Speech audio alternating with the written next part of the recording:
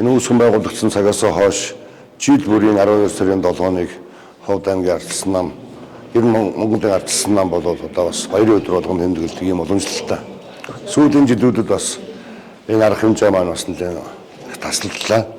Тэгэхээр 1989 оны 12 сарын 7-нд одоо яг энэ ардчлалын төлөөх өөрийнхөө үзэл баримталтаар ардчилсан намд нэгдсэн энэ намуудад бас Ховд аймгийн одоо амьдарч байгаа бас одоо байхгүй болсон тийм ээ. Тийм хүмүүс одоо хүмүүсийг бас мартах ёсгүй юм бид бүхэн. Жишээлх юм бол миний л мэдхийн тухайн үед одоо Содмонд орж байгаа Харват Дэлгэр ах байна. Дээрээс нь одоо Баасанхүү ах байна.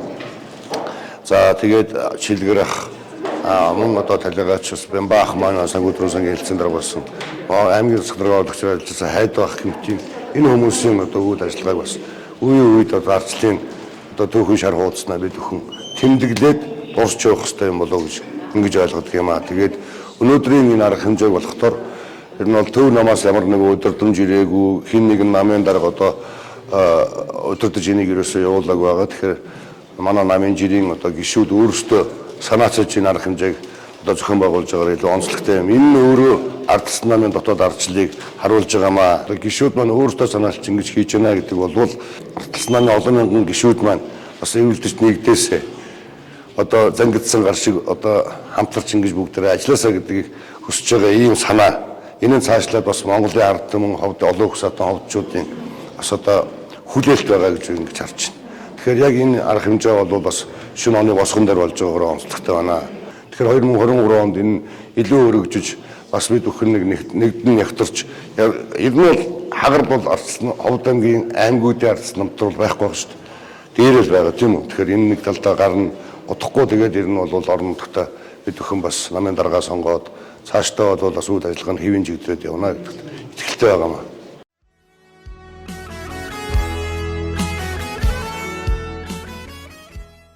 Монгол улсад Монголын ардчилсан хувьсгал хөдөлгөөн үүсний түүхт 33 жил ардчлалын төлөөх намууд нэгдсэний 22 жилийн арга хэмжээ бол үндэсний хэмжээнд 12 сарын 6-наас 11-ний хооронд явагдаж байгаа.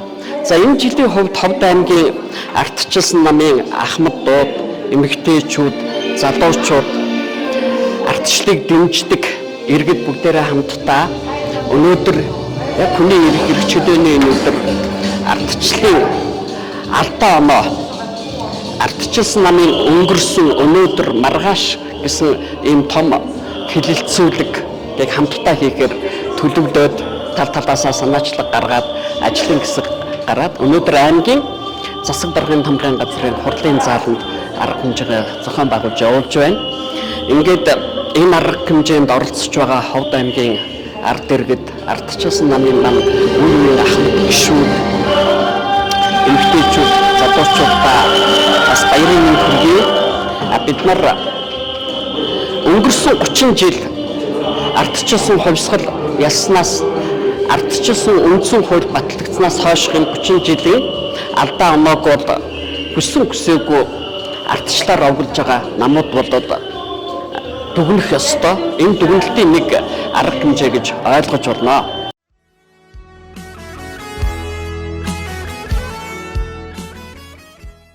Ардсан хувьсгалыг анхны ардсан хөдөлгөөний зохион байгуулсан залуучуудын ер нь мөрөөдлүүд нь зорилго нь юу байсан бэ гэдэг нэг дөрвөн үйл ажиллагаанд дүгнж үзсэн байгаа. За энэ нэгдүгээрт нь юу гэхээр иргэнээ ялгуулсан гадуурсан хүн сурлалын тогтолцоор устгая гэсэн тийм үү? Тэгээд энэ залуучууд анх 1989 оны 12 дугаар сарын 7-ны өдөр Ховд аймгийн Ард Оюун Салбатад жагсаал цуглаана хийсэн. За тэр үеийн удирдлагууд өнөөгийн удирдлагаас нэг ялгаатай тэр залуучуудыг 15 төгрөгөөр нэг төгрөгөөс хоргоогүй. Гэтэл 2022 оны 12 сард зохион байгуулагдсан Ховд аймгийн Ард Оюун Салбатад жагсаалыг яасан байх нь 151 төгрөг торгосон одоо ийм үйл ажиллагаа болжээ. За энэ нь бид урагшилж гин үү, ухарж гин үү? За хүний эрхийг улам хүндэж гин үү? Хүний эрхийг одоо хөсөлдүүлж гин үү гэдэг байдлыг бас та бүхэн ярилцах юм болж олох байхаа гэж бодож байна. За нэг хүний жагсаасан залуучууд олон намын системд шилжиж гэж зориулсан тийм үү? За олон намын систем гэдэг нь тухайн үед манад ганцхан намын систем байсан учраас бас л хаалттай сэдв, хаалттай ойлголт, ийм ойлголт байсан. За энэ ойлголтыг бид нар шилжсэн үү? За гуравдугаар тэр үеийн одоо манай Ахмадуу сайн мэдж байгаа. Зөвхөн даалгасан хүнд л одоо сонгуул өгдөг, өөр нэг дэвшигч байхгүй ийм сонголттой сонгуул болдог байсан. Энэ сонгуулийг чөлөөт сонгуул болгоё гэсэн. Ингээд залуучуудын зорилго байжээ. Тэгвэл тэдний мөрөөдөл юу байсан гэдгийг ингээд хэдүүл бас бодъё. Мэдээж ингээд аливаа тэмцэл, аливаа үүс ажиллагаа жишээлбэл бид нар хуваарийг аж ахуй байгууллага, компани байгуулах ч юм уу, гэр бүл болох ч юм уу энэ тохиол заавал мөрөөдөлтэй байдаг. Эхлээд бол зорилгоо тавьдаг, дараа нь мөрөөдлүүдтэй байдаг тийм үү? За иргэдийн нэгдүгээр ялгарлсан гадуурхсан хүн цогцлыг устгахыг гэж хамгийн том лозунгийн мөрөөдөл нь чи би бид адил тэгш хэрэгтэй байя. Тийм ээ? Бүгдээ адилхан бай. Надад үйлчилж байгаа хууль чамд бас үйлчил, бид бүгдд адил тэгш үйлчлэх ёстой. Миний үйлчлүүлж байгаа одоо хэн чиний үйлчлүүлж байгаа газар би бас үйлчлж орох эрхтэй байх ёстой гэсэн ийм зарчим байсан. Тийм үү? Энэ зарчмын төлөө энэ мөрөөдөл байж ажээ. За олон намын тогтолцоон шилжилтийн учир нь юу? Улсын их хурд нь яг олон сонголттой сонгуул бол одоо нэг дэвшигчтэй бай. Тэрнээс бид нар өөрийнхөө дор зоргоор, өөрийнхөө хүсэл мөрөөдөлтөөр өөрийнхөө хамгийн сайн гэж үзсэн одоо тэр лидер юм уу, тэр эрдэмтэй хүмүүсээ сонгоё гэсэн ийм систем байсан. Тийм ээ? Ууханд улсын хурд дотор өөрөө олон намын тогтолцоо байгээ гэсэн болохоор одоо ийм зарчмыг бид баримтлаа л гэсэн байхгүй юу? Тэр 76 дотор нэг ном дангаараа биш мөн олон намын систем тэнд дотор үүсэж одоо оргож үзлээ, олон оргож үзлээ тэнд уралдаасаа гэдэг ийм мөрөөдөлтэй байсан байна. За чөлөөт сонгуул явуул. Мэдээж чөлөөт сонгуул гэдэг нь өөрөө үжил бодлороо өөрөө сонголтоо хийх энэ болцоог надад олгож шээ. Энэ болцоог надад болон миний хүү, миний ах トゥ за манай ирээдүйд байгаасаа гэсэн ийм үндсэн дээрээс залуучууд энэ хөдөлгөөнийг хийж ээжээ. Иргэн баян бол төр баян гэсэн энэ үжилдээ бол манай залуучууд юу гэсэн бэ? Өмчтэй байя би. Би ухаанда тэр үе социализм үед юу гэхээр байгууллагын гэр, байгууллагын орон сууц, тийм үү? Хувийн гэртээ усууд нэгэн малчил байсан баг. За мөн одоо нэгдлийн малыг хариуцдаг. Тэгээд урамшууллаа ийм байя. Би өмчтэй баймаар өөрийн гэсэн ийм зүйлүүдтэй байхаас гадна яг Монгол улс үйлдвэрлэж бид дотооддоо үйлдвэрлэе. Нөгөө Молконыхоо Азийг хийж чадахгүй монголчууд биш. Бүх юмаа хийдэг монголчууд байя гэдэг энэ гол зорилгыг бид нар дэвшүүлж ээжээ. Манай залуучууд гэсэн энэ мөрөөдөл нь өнөөдөр юу болж байна гэдэг ийм зарчмаас ярьж байгаамаа. Тэгээд одоогийн өндөрлөөс харахад бид үйлдвэрлээд байна уу? Худалдаад байна уу? За мэдээж 90-ад оны үед Монгол улсад үйлдвэрлэлүүд байж байгаа бүгдээрээ хойшлогдоод ингээд явсаа. За ингээд иргэд өмчтөө болсон. За зарим нь үйлдвэрийн ижид болцгоосон тийм үү? Тэгэхдээ 90-ээс өнөөдөр хүртэл юу Монголд илүү хөгжсөн байгвал худалдаа үйлдвэрлэл гэдэг зүйлүүд илүү хөгжижээ. Бид хэн нэгний үйлдвэрлэсэн зүйлийг авчирч одоо бусадтай зарах энэ үйл ажиллагаа маань хамгийн ихээр хөгжсөн байна гэсэн. Одоо бид нар тэгэхээр нөгөө мөрөөдлийнхөө үйлдвэрлэл худалдаа гэдэг чиглэл рүү явж өгөө гэдэг асуудлыг бас та бүхэндээ үлдээж байгаа юм аа. Иргэд өөрөө сонголтоо хийх, иргэд тэмцэх, иргэд дуу хоолойгоо нийлүүлэх, иргэд тодорхой эвлэлтэн нэгдэх энэ бүх хэрэг чинь одоо 1989 оны 12 сарын 7-ны Ховд аймгийн Ардашин Бадар ирсэн хөдөлгөөний хамгийн том зорилго энэ байжээ. Одоо энэ зүйлийг гэж байна. За мэдээж Монгол улс байгалийн баялгаа өөрсдөө дотооддоо эзэмшээсэй гэдэг үгнээс дараагийн зүйлийг байрлуулсан юм аа. За одоо ингээд харахад бүгдээрээ иргэдээ ялгуулсан хүн цуртын тогтолцоо утсан уу гэд ингээд харна. Тийм үү? Бүгдээрээ дотор бодож байгаа. Нэрээ энэ хөдөлгөөний залуучуудын зорилго нь тийм байсан юм. За мөрөөдөл нь байд гэвч одоо яаж байгаа юм? Яг өнөөдөр өндөрлөөс харахад бидэнтэй адилхан байна уу гэдэг асуудал яриад. Тийм үү? Хамгийн том жишээ 12 сарын сая одоо Ховд аймгийн залуучууд бас л манай Ховд их сургуулийн буюу Монгол Улсын сургуулийн Ховд салбарын залуучууд, за манай Ховдын бас чөлөөтэй залуучууд үжил бодлоо илэрхийлээд талбай дээр 50 жигсаал ихэд 150 мянгаар торгоно гэдэг яасан байна. Энэ хүн зурдлын цогцолтой устдаг байх нь шүү дээ. Одоо бол устдаг байна гэсэн үг шүү дээ. Нөгөө нэг залуучуудын яриад ирсэн төгс бидний бий болох гэдэг төгс нийгэм өөрөө яасан байна. Их зүүн дахиад бий болоогүй. Ахаад нөгөө одоо хүн зурчин байсаар байна л гэсэн үг байхгүй. Энэ бол хүн зурчин шүү дээ. Тэгэхээс биш чөлөөтэй үг ярих эрхийг байна. Тэр залуучууд ингээд ирэхээрээ талбайд зөвшөөрдөг нь олгоод жагсах энэ бол нэг тийм сүртэй асуудал аймгийн орон нутгийн ажил төв болоод байгаа юм зүйл биш байхгүй юу? Харин ч тэднийг сайн сонсож явах хэрэгтэй гэдэг үгнээс өөртөө харин зүйл дээр нэг одоо дэмжиж явах хэрэгтэй ийм л зүйл гэж миний хувьд ойлгож байгаа. Тэгэхээр энэ маань устдаагүй байна. За олон намын тогтцоо бид шилжиж юу? Яг өнөөдрийн өндөрлөгөөс харахад улсын хувьд Монгол улсын нийт хүн амын сонгогчдын 40 гаруй хувийн санал авсан нам дийлэх хувь. Тийм үү? Бүр хэд олон хувийг эзэлсэн. За нөгөө 50 хувийг нь авсан санал яг нөө хэд зөвхөлдсөн. Ийм байдалтай байна. Энэ нөгөө залуучуудын маань яриад байгаа Монгол улсын хууль тогтоох дээд байгууллага олон намын систем байх ёстой, олон намын ургалж үзэл байх ёстой, олон намын маргалдаан байх ёстой гэдэг энэ зарчим буцаад алдагдаж эхэлсэн байна. Тэгэхээр энэ нь бидний одоо миний бодлоор бидний яваад байгаа тогтолцоо арай жоохон биш байна л гэсэн үг. Тийм ээ? Одоо тийм л олон байх ёстой болохоос биш бид олон хүнийг ингээд шийд сонгохдоо бас нэг бодлын зөв. Тэгэхдээ бидний сонгосон сонголт тэр их хурлын танхимд төр жинхэнэ одоо маргаана хийж явах ёстой ийм л газараа биш. Өөр газараа буюу бүр доороо ингээд арай өөр хэлбэрээр яваад байна л гэсэн санаа. Энэ дээр бас та бүхэн санаа хэлээд надтай бас үүлд нь онцгойгоо ярьцгаагаараа гэж хүсэж байна. За энэ нэг товч сонгуулийн маргаан. Сонгуул болгоны дараа байнгын маргаан. Нөгөө санал үнэлсэн одоо жишээлбэл хар машиныг хаакерцэн гараа тоолъё ингэгээд мөнгөөр худалдаж авсан гэл энэ бүгд бол нөгөө нэг залуучуудын маань зорж ирсэн бидний бүтээх байгаа нийгмийн гажуудлын хэлбэрүүд ингээд гажуудлын жоохон өгөөшөл ингээд яваад байгаа болохоос биш яг одоо бидний зориод байгаа нөгөө шулуун замаараа харин явахгүй байна. Мэдээж аливаа үйл хэрэг заавал бартаа шаадыг дамждаг. Гэхдээ сайнтай муутай байдаг. Гэхдээ одоо 32 жил 33 жил гэдэг өөрөө бага хугацаа үнэхээр биш байхгүй.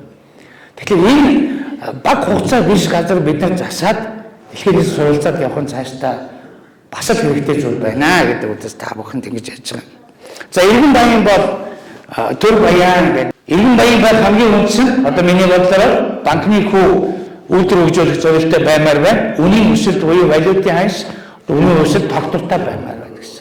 Энэ үндсэн зарчмууд байх юм бол хинээс хөөхгүй Монгол эрчүүд, Монголын иргэд, Монголын эмэгтэйчүүд аж ахуйгаа аваад хүүхдүүдээ өсгөөд ингээд явах бүрэн чадaltaй усуд байхгүй.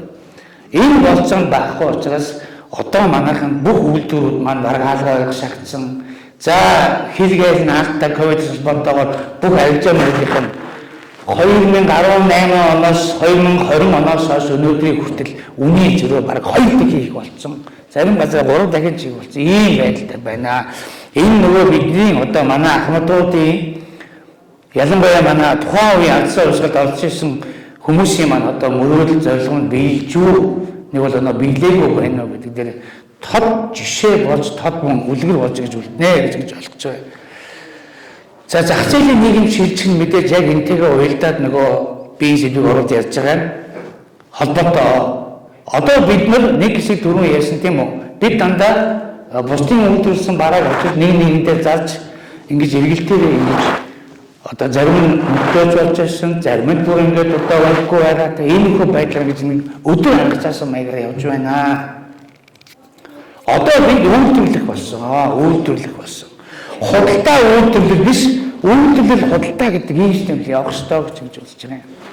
За энэ би манай Ховд аймагт бас байсан нэг том бизнесментэй уулзсан бодлогод явж байхдаа тэр хүний мөрөд би 20 жил үйлдвэрлэлээс худалдаа гэж зүтгэсэн хэрнээ дандаа л худалдаанаас үйлдвэрлэл байгаад байна.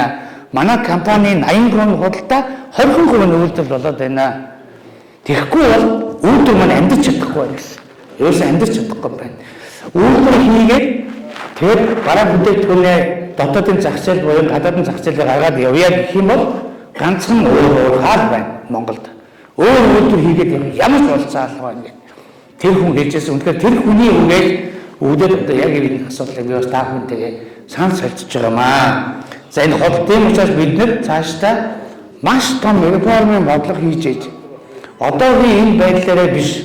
Одоо жишээлбэл хөшөөт хөгжил сан гэж Ховд аймагт байгаа энэ том сангийг маш зөв ашиглаж бид нар энэ Ховд аймагт үйлдвэрлэл гэдэг юм бол хөгжүүлэх юм байна.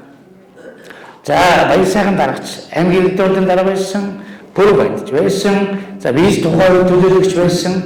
Миний ганц тавьсан санал бол хөшөөт хөгжил сан гэдэг зүйлийг Ховд аймгийн зах зээлд жинхэнэ хувийн хвшид оруулаач. Энэ бид нар нэг жилийн хувийн хүйтэй мөнгийг Ховдын зах зээлд оруулах боломж байна шүү гэж өндөө хэлсэн. Үнэхээр энийг аль нь хүлээж аваагүй. Хэрвээ энэ миний хэлснээр явсан бол одоо энэ сан бараг 30-40 тэрбум төгрөгийн эргэлтийн өрөнгөтэй маш том сан явах гэсэн. Өмнөрийн хөгжил сан гэдэг өмнөрийн аймгийн хийгээд тэр хүмүүс компаниудаа 960 саяар хүртэл зээл болгож ш. Тэр сангаас үйлдвэрийг хөгжихэд тэр санхүүжилт өгдөг болохоос ш. Үйлдвэрлэлийг хөгжихэд 5 сая төгрөг 10 сая төгрөгөөс явахгүй. Ийм байдлаар бид нар тодорхой хэмжээний бодлогын өөрчлөлт хийх болчихжээ гэж. За мэдээж энэ мөрөөдлийн дүгнэлт одоо бид та бүхэнд яг одоо байгаа бодит байдлыг харуулъя. За 1990-аас 90 одоо 2024 оны хугацаанд ямар намууд улсын хэмжээнд тийм ээ улсын хэмжээнд ямар намууд өнөөгийн Монголын хөгжлийг тодорхойлж ирсэн бэ гэдэг үзье. Энэ дээр ерөөсөө 96-аас 2000 онд ардсан холбоо хэвсэл 50 судалтаагаар за 12-аас 16 онд ардсан нам 34 судалтаагаар буюу 76-гийн хасаж өгнө шүү дээ. Өөрөөр олонх. Гэхдээ яг олоолаа биш.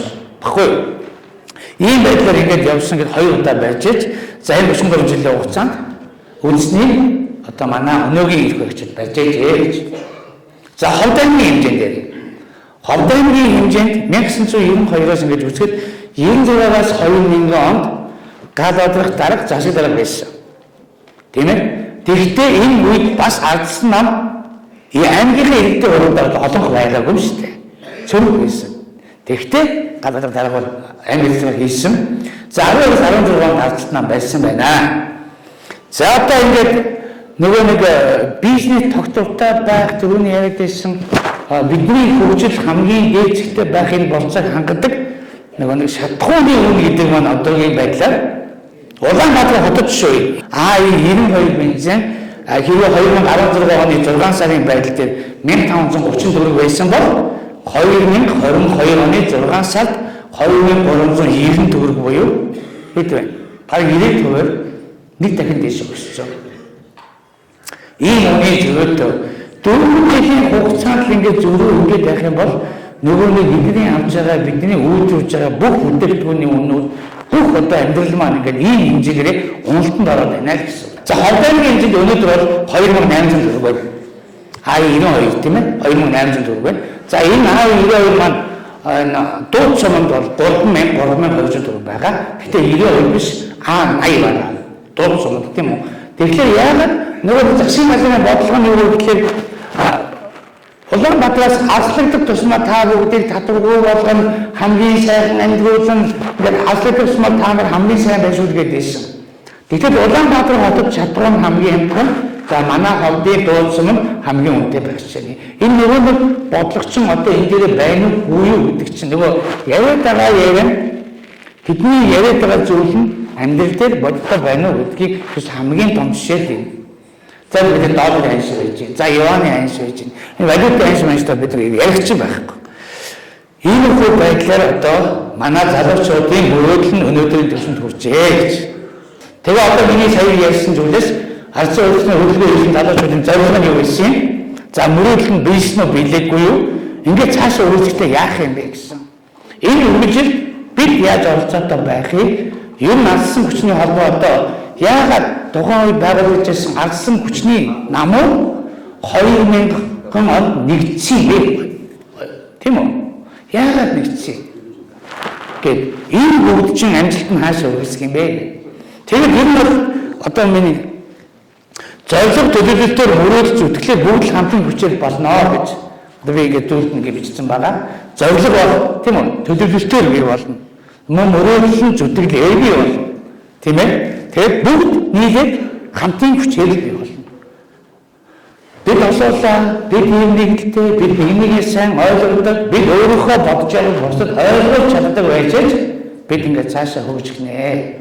Ингээд алдсан уусгалын 33 жилийн маягийн мэндийг та бүхэнд дахин хүргэе.